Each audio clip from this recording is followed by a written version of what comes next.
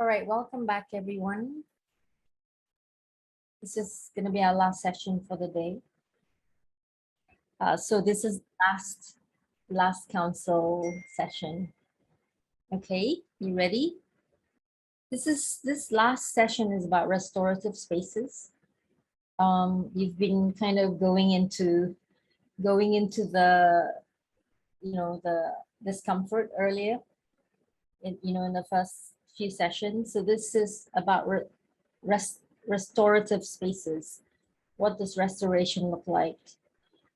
Describe a situation I don't know if it's just at work, it really is about in your community, in your family, where you feel or you felt most engaged, alive in a transformative process. So really this could be, work, family, your community, your tribe, your peeps, the group that you work with, your project. What were the conditions that enabled that to be possible? What would maximize the conditions in your space, whether it's family or work or community, for an experience of aliveness? What would be your utopian vision of how to create conditions where people in the workplace, the community feel most alive? Think about yourself, your silence knowings, your hidden springs. What are the spaces that you would like to have, so you can hear your voice, you can find your voice, and you can help others do that. So the restorative space, and it could be your home, it could be your group, your family, your community, your project.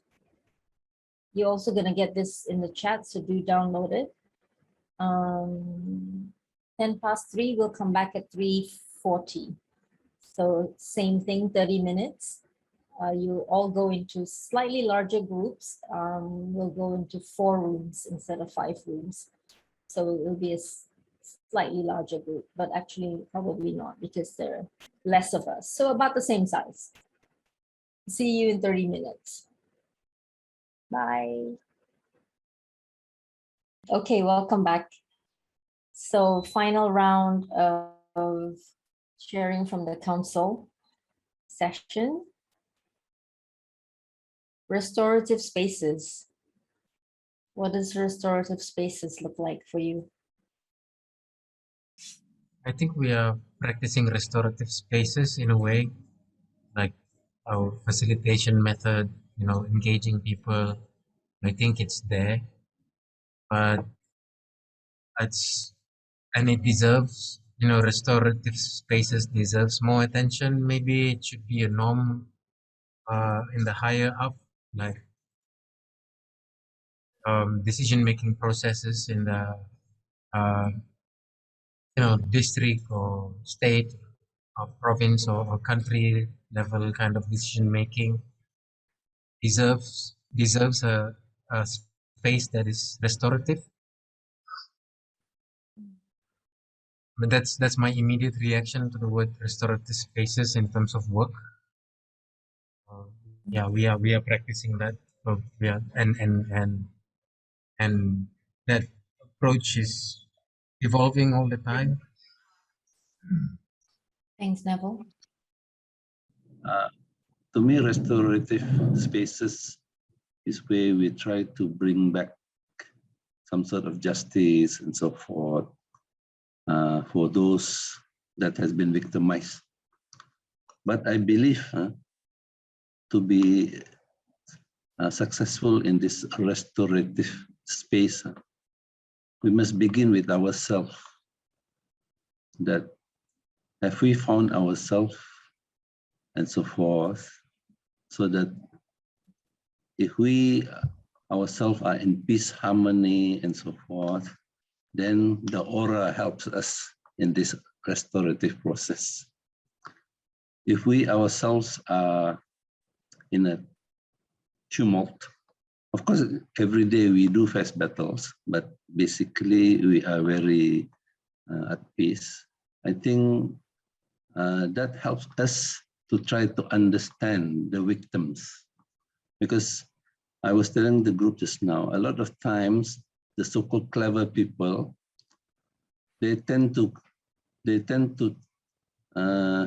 go in and bring a restorative situation whereby it's guided by them, rather than going there, listening, empathizing what the victims have suffered, and try to give the best that is required. And maybe balancing with a little bit of what we can contribute. So this is what I feel. It is not easy to do, and it needs a lot of work on ourselves first before we can engage into this space and try to bring it. That's my sharing for the moment. Thank you. Thank you, Dr. Halim.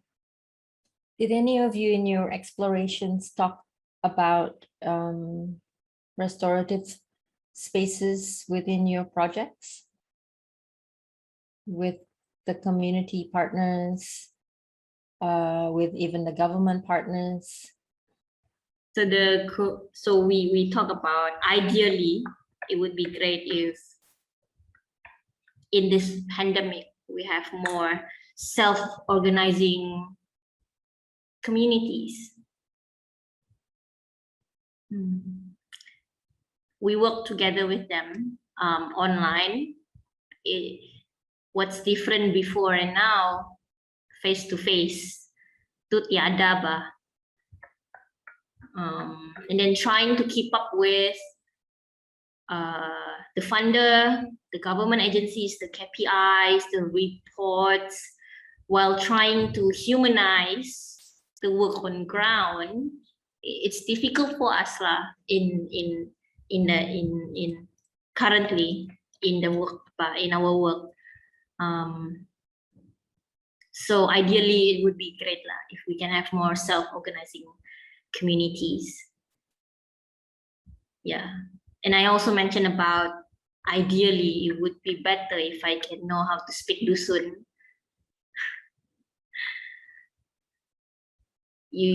People feel closeness when you speak the same language.